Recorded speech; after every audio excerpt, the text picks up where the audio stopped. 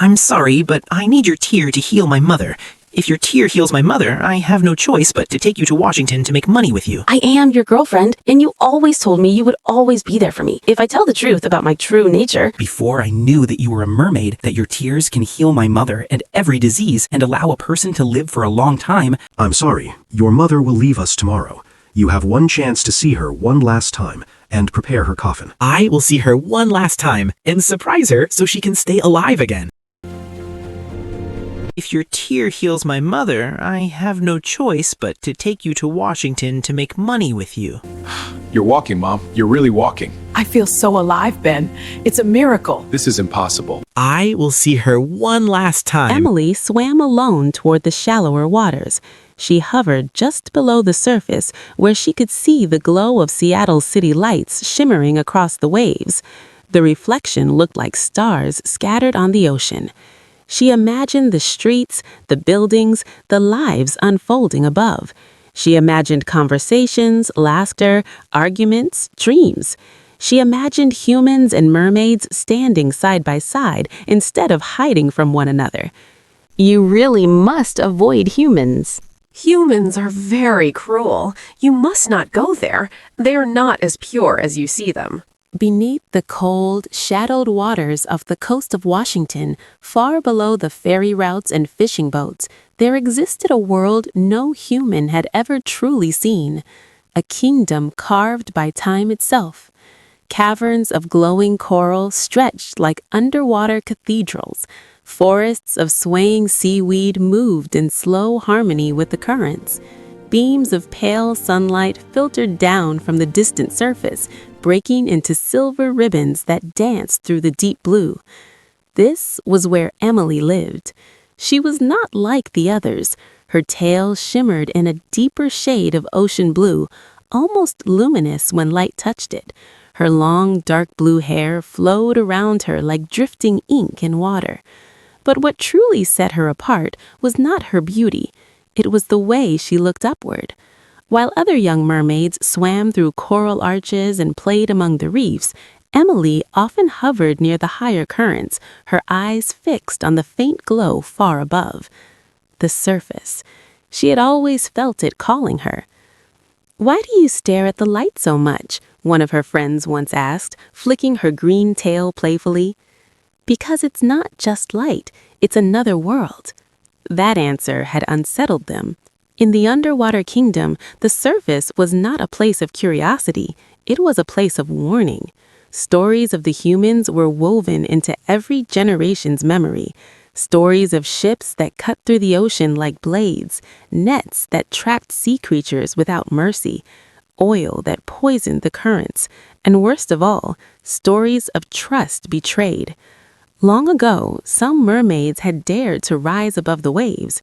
They had believed in connection, in love, and jogged down the sidewalk, heart racing with fragile hope. Emily remained beneath the streetlight long after he disappeared.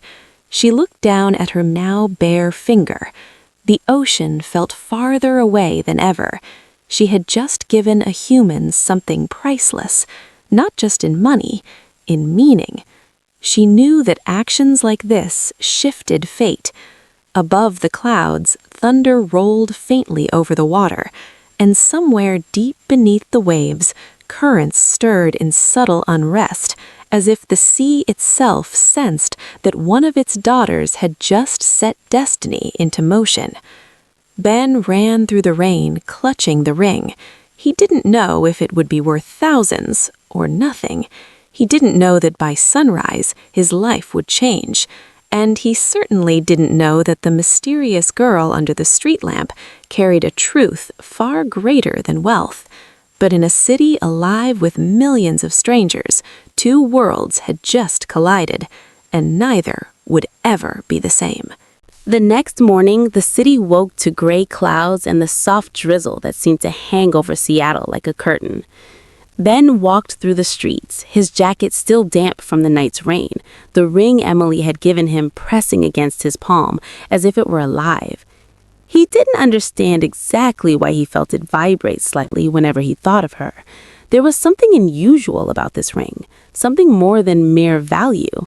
But right now, value was what he needed most. The jeweler store was quiet, except for the faint hum of fluorescent lights. Ben pushed open the door, the small bell above tinkling softly.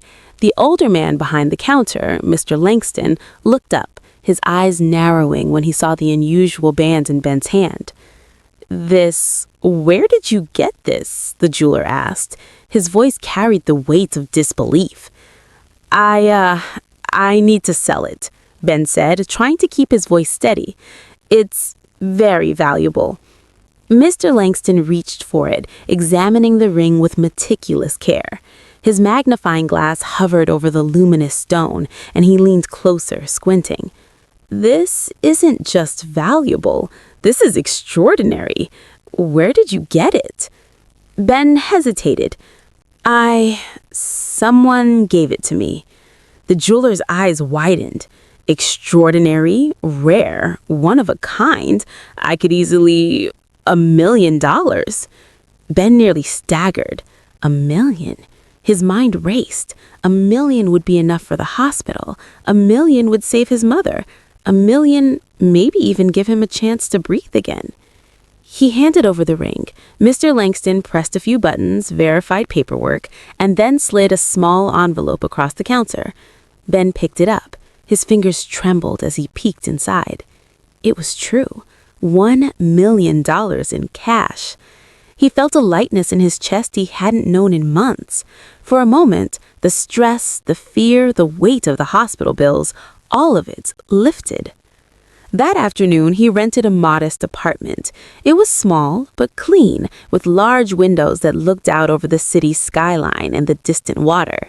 He imagined Emily standing at the window, looking down at the streets with her wide, curious eyes. When she arrived later that day, Ben guided her inside. She looked around, her gaze soft and awe-filled. The city was new to her, but the apartment, with its warm light and faint smell of fresh wood, was comforting. Ben laughed softly, almost nervously. "I guess this is our place now." Emily tilted her head. "Our place?" "Yes," he said, trying to sound more confident than he felt. "I mean, we can stay here, together, you and me, safe, warm." She smiled faintly, brushing her damp hair behind her ears. Safe and warm. Sounds nice. They unpacked simple groceries, laughing at small, clumsy moments, her struggling to handle human-sized objects, him showing her how to open cans, how to use the stove. Each small success was a victory, and every laugh made Ben feel lighter. At one point, he set a small table by the window. "Eat," he said, motioning to a modest plate of food. Not fancy, but... She tasted it, her eyes closing slightly with appreciation. Not fancy, but good. The city outside hummed quietly, a stark contrast to the magical currents she had known beneath the waves. Emily watched the lights, trying to reconcile the human world with her own. "You seem like you've never seen anything like this before," Ben said, noticing her gaze. "I haven't," admitted Emily, "but it's beautiful, different." He nodded.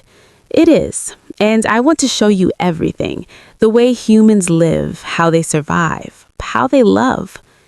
Her eyes softened. "I want to learn."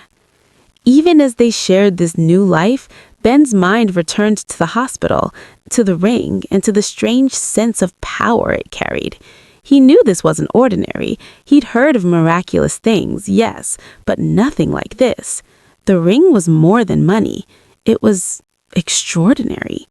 He looked at Emily, and for a moment, a pang of guilt struck him. "I need to know who you really are," he quietly said. She turned to him, her expression unreadable. "I promised I would tell you one day, but the world isn't ready for the truth yet." Ben's heart raced. He nodded slowly, a mixture of frustration and fascination swirling inside him. The mystery was intoxicating. He didn't just want to save his mother anymore. He wanted to understand her. That night, they sat by the window together, looking out over the rain-soaked streets of Seattle. Emily traced patterns on the glass, watching the neon lights blur in streaks of color. Ben leaned back, sighing. "You're amazing," he said softly. She glanced at him, a slight smile touching her lips. "You're brave, too," she replied. For the first time in months, Ben felt a spark of hope beyond just money or survival. For the first time, he felt the faint stirrings of something more profound: connection, trust, and maybe friendship. The city breathed around them, indifferent yet full of potential. And in that small apartment, a bond was forming, one that would change their lives forever. Somewhere deep inside, Emily felt the pull of the ocean. Somewhere in the world, currents whispered warnings and promises. But for now, on land, two lives intertwined. And the ring, still shining faintly in Ben's pocket, waited silently for the moment when its true power would be revealed. The evening air was cooler than Ben had expected. The forest on the outskirts of Seattle was alive with a gentle rustle of leaves, the distant hoot of an owl, and the occasional snap of a branch beneath some unseen animal. Mist clung to the low-lying foliage, giving the clearing an ethereal glow as the last rays of the sun filtered through the tall, dense trees. Ben led Emily through the undergrowth, his steps careful but urgent. His chest was tight with anxiety and determination. Tonight, he could no longer ignore what he had suspected since the moment she gave him the ring. There was something extraordinary about Emily, something beyond beauty, beyond curiosity, beyond the strange pull he had felt in her presence. He stopped in a small clearing surrounded by towering pines. The forest seemed to hush around them, as if sensing the gravity of the moment. Emily looked around nervously, her fingers brushing over the bark of a nearby tree. The air smelled of wet earth and pine needles, rich and alive. "I need to know," Ben said, his voice low but firm. "I can't help my mother fully if I don't understand what you are. The truth, your true nature, it matters. I need to see it." Emily hesitated. Her heart raced. She had trusted him with so much already, but revealing her true form was different. Revealing it could change everything, not just their bond, but the way the world would see her. And yet she understood why he was asking. You have to promise me you won't hate me," she whispered, her blue eyes shimmering in the dim light. "I won't," Ben replied immediately, though the uncertainty in his own heart betrayed him. I need to know, for her, my mother, and for us."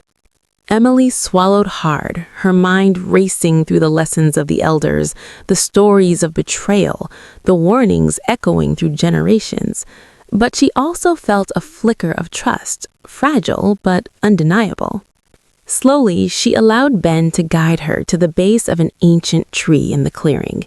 The gnarled roots twisted like serpents, and the moss-covered bark was damp to the touch. Ben took a deep breath. "I'm sorry," he said. "I shouldn't have to do this, but I need to see." Before she could protest, he gently but firmly secured her with soft, natural ropes, looping them around the sturdy trunk and her wrists. Emily's heart raced, a mixture of fear and understanding.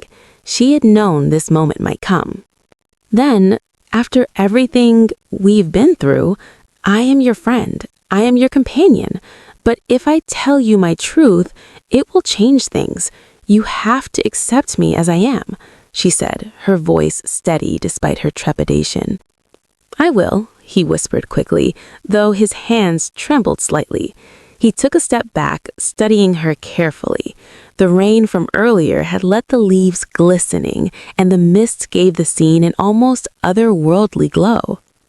Emily's eyes closed for a moment. She focused on the deep, hidden magic that pulsed within her, the secret she had carried all her life. Then, slowly, she let a single tear escape. It fell from her cheek, glowing softly in the dim light as it touched the earth floor. The earth beneath it shimmered, vibrant green tendrils of energy unfurling, spreading outward in a gentle wave. It was subtle at first, but the power was undeniable. Ben's eyes widened. He stepped forward instinctively, holding out his hands as the glowing tear floated toward him. He felt warmth spread through his fingers as he caught it. It pulsed, alive, carrying a strange, undeniable energy. The ring, the tear, it's real, he whispered. His heart raced with exhilaration and fear. It can do anything. Heal, protect, maybe even bring fortune. Emily nodded, her own chest heaving. Yes, but power like this comes with responsibility, Ben. It is not a toy. It cannot be misused. I understand, he said quickly, though inside him desire and awe collided. The temptation was enormous. The possibilities were endless. He imagined the hospital, his mother's recovery, the life he could give her, the life he could have. But there was also a weight to this moment, a quiet gravity he couldn't ignore. Emily's trust, her willingness to reveal herself was sacred. He would not betray it. You're incredible, Ben said softly. His voice was filled with wonder, awe, and an unspoken promise. I don't know how to thank you. By using it wisely, Emily said, her eyes meeting his. By protecting life, not taking advantage of it. Ben nodded. He felt something shift inside him, a combination of gratitude, responsibility, and growing admiration. This was no longer just about money or survival or even his mother. It was about trust. It was about alliance. For the first time, he understood the depth of what he held in his hands. Emily's blue hair shimmered faintly in the soft light, the ropes around her wrists taut but not cruel.